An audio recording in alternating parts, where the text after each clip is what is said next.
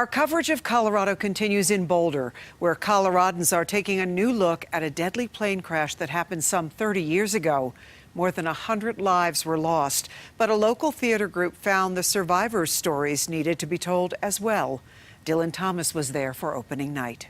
Flight 232 focuses on how the surviving passengers came together during one of the most trying moments of their lives. I know many of them have heard this briefing a dozen times, but I asked them to please pay attention. It's a flashback to July 1989. The flight took off from Denver Stapleton. The planned cruising altitude of 37,000 feet are uneventful. Passengers on United Flight 232, headed to Chicago, boarded a flight that would forever change their lives.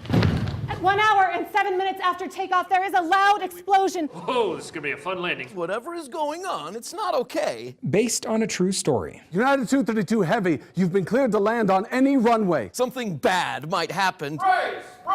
Colorado actors take the audience back 3 decades aboard the flight that tumbled from the sky in Iowa, killing 111.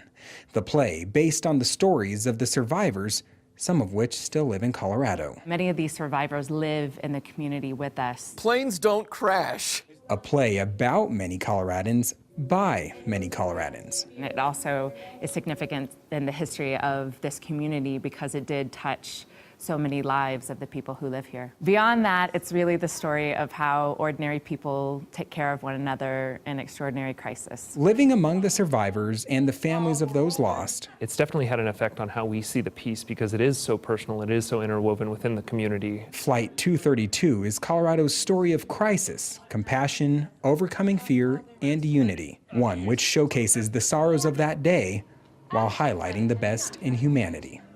This play definitely sort of brings everyone together. Flight 232 will run here at the Dairy Arts Center in Boulder through March 9th. In Boulder, Dylan Thomas covering Colorado First.